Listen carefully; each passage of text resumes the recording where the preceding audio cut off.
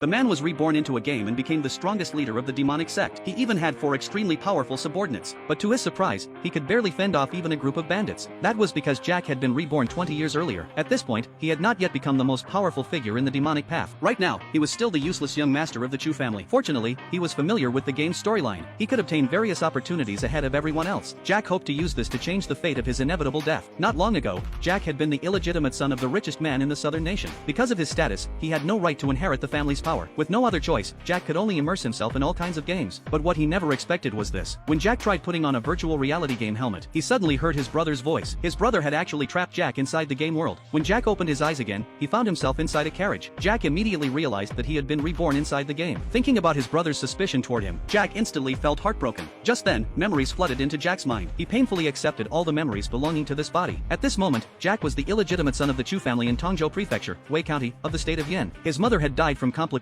during childbirth. Because of that, he had never been valued within the Chu family. However, during a struggle for power, he had chosen the wrong side. As a result, he angered the other heirs of the family. Soon after, he was sent to manage affairs in the Wei mining district. That was because the Chu family was about to decide on its next heir, so they summoned him back. During the journey home, Jack unexpectedly took over this body. Then Jack picked up the short knife beside him. After seeing the face reflected before him, he immediately realized where he had been reborn. Before transmigrating, Jack had read the latest update of the game Great Jianghu. In that storyline, the supreme lord of the demon realm was the very owner of this body. After experiencing the destruction of his family, his personality drastically changed. That was what drove him onto the path of demonic cultivation. Later, Jack established the incredibly glorious Kunlun demon sect. After learning the truth, Jack's expression turned complicated. He could already foresee the ending that awaited him. In any game, villains only exist to be defeated. Jack then picked up the short knife from the ground. Unwilling to accept his fate, he said, since the heavens had given him another chance, he would never sit around waiting for death like before. Just then, the carriage curtain was lifted by a maid. She curiously asked Jack what had happened. The maid in front of him was named Jenny. Jack never expected that she was actually a spy planted by someone else, and during their time in the mining district, she had constantly provoked those vicious criminals. It was obvious she was looking for an opportunity to have Jack killed. Seeing this, Jack immediately smiled. He casually said that the short knife had simply fallen to the ground.